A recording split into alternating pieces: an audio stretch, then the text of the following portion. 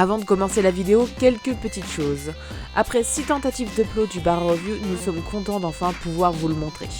Comme nous n'avons pas les droits de vous montrer des extraits du film, sous peine de faire bloquer la vidéo en France, nous avons modifié les extraits pour que la vidéo passe. On espère que vous apprécierez la vidéo et on s'excuse du bazar pour la sortie des vidéos ces 2 dernières semaines, c'était un peu la galère. Merci encore de nous suivre, je vous laisse apprécier la vidéo. Bisous. Ah, c'est que j'aime faire du shopping avec vous les filles, et avec Galiguet bien sûr. Vous savez que statistiquement, les filles qui font du shopping ensemble ont 2% de chance en plus de rester amies. Ah, meilleur ami pour la vie. Bonjour mademoiselle. C'est un message des cieux. Pourquoi parlez-vous comme ça les filles? Mais parce qu'on est des filles et que les filles ça parle toujours comme ça. Girl power. Oh mademoiselle, je vois que vous avez été hypnotisée par la terrible Fabulicieuse. Fabulicieuse, la célèbre mannequin slash danseuse de paléoplanto slash collectionneuse de pingouins. Elle-même. Elle a du mal digérer son élimination de danse avec les chars et depuis, elle cherche à se venger en utilisant sa gamme d'échantillons de crème pour les ongles hypnotiques qui lui permettrait de laver le cerveau de tout le monde. Ah oui, c'est vrai qu'on a testé ces échantillons au centre commercial. Oh, et moi qui l'adorais. Je regrette tellement d'avoir acheté les mêmes chaussures en poil de tortue qu'elle. Que devons-nous faire pour arrêter Fabulicieuse? Oui, cette sacripante a été repérée au concours de Miss Basic Beach. Et si elle venait à remporter le premier prix, elle pourrait mondialement commercialiser sa crème et nous serions tous perdus. Votre challenge cette fois-ci sera donc d'infiltrer le concours et de l'empêcher de gagner. Ah, est-ce qu'on aura des tenues spéciales pour mener cette mission à bien? Oui, les surproductions n'ont pas tout à fait pensé à ça, mais ne vous en faites pas. J'ai laissé un film sur le comptoir de votre bar où vous y retrouverez toutes les informations utiles pour infiltrer ce genre de concours. Ah, le concours de Miss Basic Beach, c'est trop top. Je vais pouvoir enfin porter mes crocs compensés de 10 000 €. Oui, je ferais peut-être mieux de vous déshypnotiser avant. Vous m'avez laissé acheter des crocs à 10 000 €, sérieusement? Ah, oui, c'est mieux, n'est-ce pas, Zen? Allez, bonne chance, les filles. Depuis quand on espionne, nous?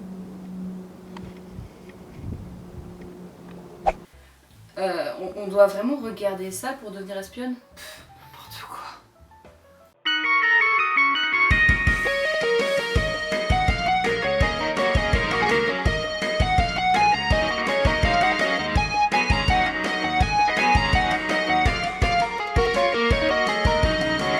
Totally Spies le film, sorti en 2009, est comme son nom l'indique, une adaptation au format long métrage de la série animée Totally Spies. Et c'est peut-être le bon moment de parler de cette série avant de se lancer dans le film justement. Le premier épisode de Totally Spies fut diffusé en 2002 sur TF1 et s'étalera sur 6 saisons de 26 épisodes jusqu'en 2013. Ça raconte l'histoire de 3 lycéennes, Sam, Alex et Clover, qui sont en vérité de super espionnes. Et pour ceux qui se demanderaient si la ressemblance avec Charlie et ses drôles de dames est voulue, Oui, c'est censé être une parodie des films d'espionnage et de teen movie. voilà, donc tous ceux qui disent que la série est trop débile ou pas assez féministe ou je sais pas trop quoi, répétez après nous, c'est une parodie. Ou une excuse pour faire des trucs stupides. Mais non, la série remplit très bien son rôle de parodie. C'est drôle, c'est complètement over the top, un peu dans le même genre de délire que la série Batman des années 60. Ouais, enfin je suppose que ça a plu, hein, vu que la série a rencontré un franc succès aussi bien en France qu'à l'étranger. Et oui, c'est une série française. Chocolatine. Tu sors. Je voulais participer. Sachet away. Du coup, de ce succès a découlé un film projeté au cinéma quand même, et réalisé par Pascal Jardin. Ok, Pascal Jardin, il a fait quoi d'autre depuis lui? Bah d'après Wikipédia, il est mort depuis 1980. Bref, le film raconte comment Sam, Alex et Clover sont devenus espionnes. Parce qu'en 6 saisons et 156 épisodes, ils ont pas pensé une seule fois à nous dire ça. Bon, en même temps, la logique et Totally Spies, ben ça fait pas forcément bon ménage. Hein. Et puis, t'as déjà entendu la chanson originale du générique de début?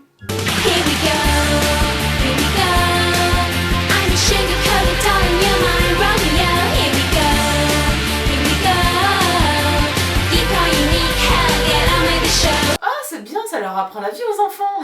Tu m'étonnes qu'on soit tous timbrés dans cette génération.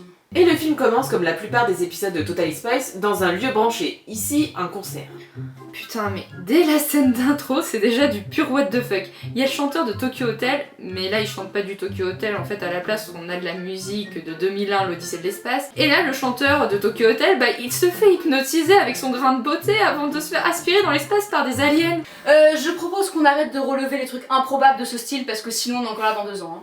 Après cette superbe intro digne d'un début de Bar Review, on nous présente Sam, Alex et Clover. Qui ont chacune un seul trait de caractère. Sam aime lire, Clover aime le shopping et Alex aime le sport. Et le film nous le fait comprendre de façon très subtile. Ah bah là, autant faire directement comme dans Next. Je suis fabuleuse!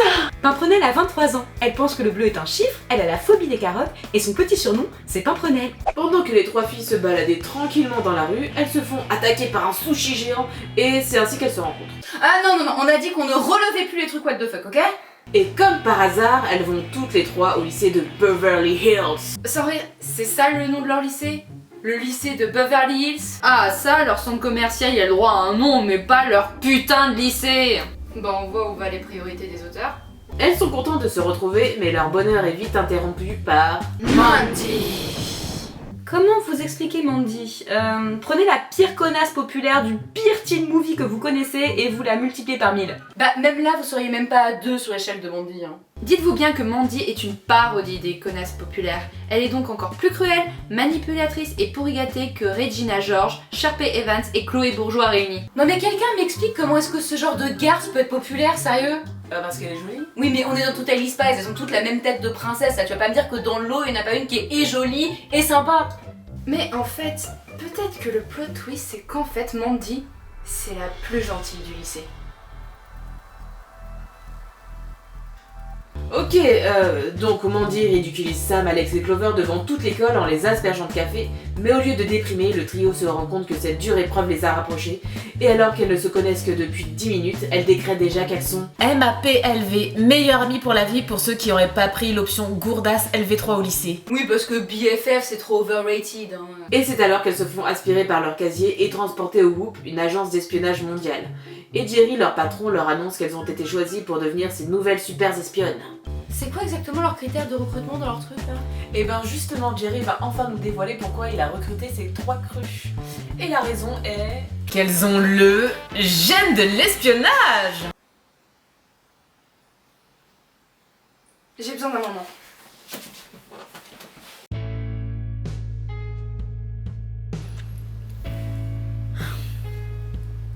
Tu sais, j'en ai vu des débilités dans ma vie. Des répliques stupides. Des plot twists sans saveur. Des clichés insupportables. Mais là, ce gène de l'espionnage... Non. Non. Il m'a eu. Il m'a eu. Allez, fini la pleurnicharde! Admire plutôt cette belle contemplade! C'est beau ce que tu dis. Ça me redonne l'espoir. Merci, Garlic.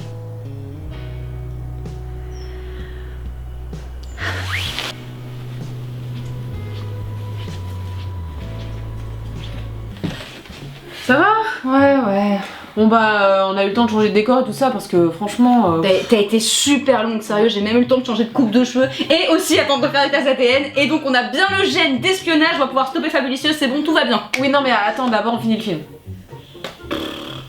Sam, Alex et Clover rencontrent enfin Jerry qui leur explique qu'il les a choisis pour rejoindre le Whoop car depuis toute petite, elle montre des sérieuses prédispositions pour l'espionnage. Genre Alex est bonne en gym, Sam sait résoudre des Rubik's Cube et... Clover est douée pour le vol. C'est super comme talent pour une justicière. Excusez-moi de me permettre de questionner une fois encore la logique de ce chef-d'œuvre, mais... Je croyais que Jerry les avait engagées parce qu'elles ont le... gène de l'espionnage. Eh oui. Si l'espionnage est inné, Qu'est-ce qu'il en a à foutre qu'elles sachent piquer le journal intime de leur sœur ou faire des trips salto arrière? Bref, comme les 3 filles elles-mêmes trouvent que c'est n'importe quoi cette histoire d'espionne, elles refusent l'offre de Jerry. Mais Jerry étant un psychopathe, il prend mal leur refus et leur fait du chantage pour qu'elles acceptent, par exemple en les envoyant en prison, ou en les expédiant au fin fond du désert. j'avais jamais remarqué à quel point ce type est malsain. Déjà, il les surveille depuis leur naissance. Il est capable de les kidnapper n'importe où, n'importe quand pour les forcer à risquer leur vie pour lui. Et si elles refusent, c'est... Allez en prison, ne passez pas par la case départ, ne touchez pas 20 000 €. Du coup, elles finissent par accepter de devenir espionnes parce que risquer sa vie 3 fois par semaine, c'est toujours mieux que de devoir porter des combis de taularde. Sérieux, c'est pas la prison qui embête le plus Clover, c'est le manque de style. Et Jerry les embarque alors dans une formation d'espionnage express en 48 heures. 48 heures. 48 heures. 2 jours pour transformer des lycéennes lambda en super espionnes internationales alors qu'elles n'ont aucune compétence si ce n'est « je résous des Rubik's Cube ». Elles finissent quand même par réussir leur test et deviennent officiellement des espionnes pour le WHOOP. Et qui dit nouveau poste dit Nouvelle tenue. on a le droit à une séquence de transformation digne de Sailor Moon et les 3 crushs prennent connaissance de leur nouveau gadget. Personne ne s'est jamais dit qu'en fait c'est super dangereux d'avoir un rouge à lèvres laser. Et maintenant qu'elles sont équipées, elles peuvent enfin partir en mission et enquêter sur la disparition d'un riche vétérinaire. Elles se font alors passer pour une famille venue soigner leur petit cochon. Ce cochon est resté combien de temps dans ce sac? Et d'ailleurs, d'où sort ce sac? Où rangent-elles leurs gadgets? Où passent leurs vêtements quand elles se déguisent? Sont-elles capables d'invoquer un portail transdimensionnel pour ranger leurs affaires qui ne leur servent pas? Les Totally Spies sont-elles en vérité des seigneurs du temps? Ont-elles passé un pacte avec Bill Cipher? Non, je crois que ce film est juste con. Et c'est pas fini, on n'est même pas à la moitié du film. Je passe les détails, mais en gros, elles finissent par comprendre que ces disparitions sont liées à une nouvelle invention, le Fabulizer, une machine à relooker qui donne à tout le monde le même style et qui permet de contrôler les gens via... Via leur grain de beauté, on sait, on l'a vu au début du film. Oui, mais est-ce que tu sais qui est derrière ce plan machiavélique? Bah, pour ce que j'en sais, ça ressemble quand même grave à du Doofenshmirtz, hein. Tu vois, Péril Ornithorynque, que quand j'étais petit, j'avais un grain de beauté et tout le monde se moquait de moi. C'est pourquoi, pour me venger, j'ai créé le Fabulisateur Inator pour donner des grains de beauté à tout le monde. Et cette fois-ci, c'est moi qui rirai bien. Oh, ce sera rigolo. Et non, le méchant n'est pas Doofenshmirtz, mais le diabolique Fabu. Un ex-mannequin qui veut se venger des gens qui se sont moqués de lui petit en créant un nouveau monde avec des gens fabulisés pour ensuite exploser la Terre. Ok, bon, c'est tellement perché que ça aurait pu être du Doofenshmirtz. Sauf que sa voix est moins marrante. Hein. Ok, qui était en charge de ce doublage qu'on le blacklist à jamais? Karl Lagerfeld? Allez, on passe à la suite. Les 3 filles, ou les Spies comme elles se font appeler, décident d'espionner Mandy qui s'est fait fabuliser. Ouais, parce que ça serait bête qu'il lui arrive quelque chose. Au milieu de la nuit, son grain de beauté s'active et la force à se rendre avec d'autres fabulisés sous un énorme vaisseau spatial qui les aspire tous, y compris Groin Groin, le cochon d'Alex, qui s'est fait aussi fabuliser. Ah oui, tiens, j'avais oublié de le dire ça. C'est si important. Bah oui, parce que si c'était pas fait fabuliser, il se serait pas fait aspirer, les Spies auraient jamais eu l'idée par elles-mêmes d'infiltrer le vaisseau, et Fabu Garfield aurait gagné. Conclusion, tout est bon dans le cochon, voilà. Les filles se retrouvent à Fabutopia, une sorte de monde créé par Dark Lagerfeld avec que des gens fabulisés. Au début, les Spies essayent de passer incognito, mais elles se font vite repérer car elles sont stupides. En même temps, j'ai l'impression qu'il y a que leur stupidité qui fait avancer l'intrigue en fait. Là aussi, si elles s'étaient pas fait repérer, elles auraient jamais pu se trouver en présence de Dark Lagerfeld. Elles n'auraient jamais compris son plan et elles se seraient retrouvées coincées sur le vaisseau. Ouais, enfin, ça vient aussi du fait que le méchant est tout aussi con qu'elle. Hein. Non seulement il cède au plus vieux cliché du monde en se lançant dans un monologue et en dévoilant tout son plan, Cette vieille ruse, tu me fais faire un monologue. J'arrive pas à le croire. mais au lieu de les fabuliser, ce qui les transformerait en zombies dociles, il préfère les défigurer pour je sais quelle raison. C'est ça qu'il appelle défiguré? Un mono-sourcil et des grosses taches sur le visage? Ouais, non, je sais pas, ils auraient pu genre leur tordre le visage à la place. Ou leur faire pousser des dents sur la peau. Et non, je sais, genre échanger le nez et la bouche. Comme ça, là t'es vraiment défiguré, tu vois. Ou sinon, attends, j'ai encore une meilleure idée. Ou sinon, il leur arrache le nez directement. Ouais, ça aurait été le temps, ouais. ça devient, ouais. Ok. Alors les Spies battent Dark Lagerfeld, son acolyte et un autre espion du WHOOP qui a tenté de les doubler. Elles sauvent la Terre de la destruction grâce à Jerry, le vaisseau explose et Mandy avec. C'est vrai? Non. Oh. Les fabulisés sont sauvés, Lagerfeld lâche une réplique à la Scooby-Doo. Du genre, j'aurais pu gagner sans cette bande de gamines et leurs cochons idiots. Je me vengerai, moi.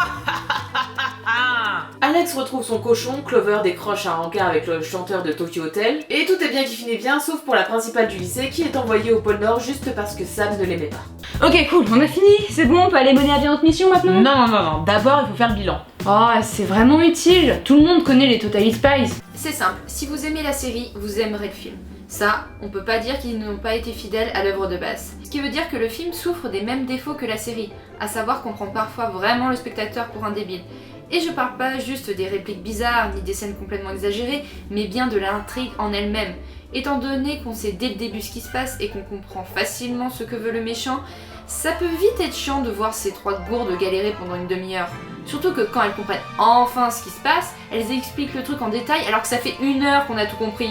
Et c'est pareil pour certaines blagues, qui pourraient être très amusantes si un personnage se sentait pas obligé d'en rajouter une couche après la blague. Non mais franchement, le film reste très regardable, surtout pour les fans de la série. Je dirais même qu'on aurait difficilement pu avoir un meilleur film Totally Spies. L'animation a subi une nette amélioration par rapport à la série, elle est plus fluide tout en gardant le côté un peu animé et dynamique de la série. Qu'on aime ou qu'on n'aime pas, ça a au moins le mérite d'être divertissant. Aussi bien pour les filles que pour les mecs, hein. Ah messieurs, faites pas genre que vous regardiez pas. Moi je sais. Et puis ça explore une partie de l'histoire qu'on ne connaît pas, à savoir comment les filles se sont rencontrées et comment elles sont devenues espionnes.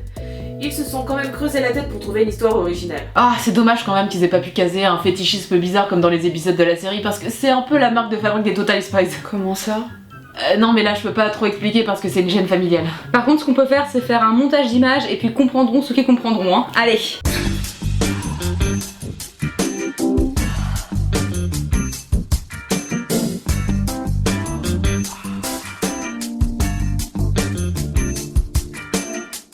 Mais bref. Encore une fois, si on part du principe que Totally Spies est une parodie, le film joue bien son rôle. C'est tellement perché, abusé et illogique que ça en est hilarant. Si vous voulez apprécier le film, tout ce qu'il vous faut, c'est entrer dans l'univers complètement dingue des Totally Spies. Si vous essayez d'y apporter de la logique, vous allez trouver ça insupportable. Par contre, j'ai toujours trouvé ça un peu dommage que Sam, Alex et Clover ne soient pas plus creusés. À part leurs signes distinctifs respectifs, elles n'ont pas de caractère.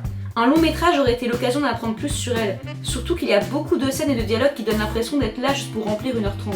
Et ça rejoint ce que tu disais tout à l'heure sur les explications à rallonge qui sont sûrement là aussi pour gratter 2 ou 3 minutes quoi. En parlant de trucs qui s'éternisent, et si on menait à bien notre mission? Oh ouais, maintenant qu'on a vu le film, on est prête pour l'espionnage. Par contre, on fait ça comment? Moi je dis qu'on participe au concours de beauté et on le gagne. Oh mais la flemme de faire un numéro! On a qu'à s'infiltrer sur le plateau et empêcher Fabulicieuse d'aller au bout de son numéro et puis voilà! Mais non, ça c'est trop compliqué, bien il sûr faut que qu'on si. participe au mais concours. attends, tu veux et faire après on quoi gagne. comme concours exactement? Mais non, hein? Tu veux faire quoi? Tu veux et un vous, pingouin comme le que préférez-vous?